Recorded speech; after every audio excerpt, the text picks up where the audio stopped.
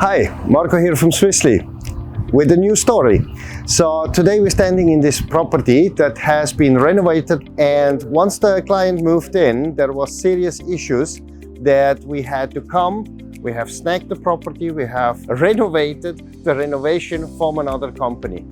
We found out that the whole ducting has been not properly installed, so we had a lot of air going into the ceiling. The AC was not on the right position, so there was no access to clean the AC.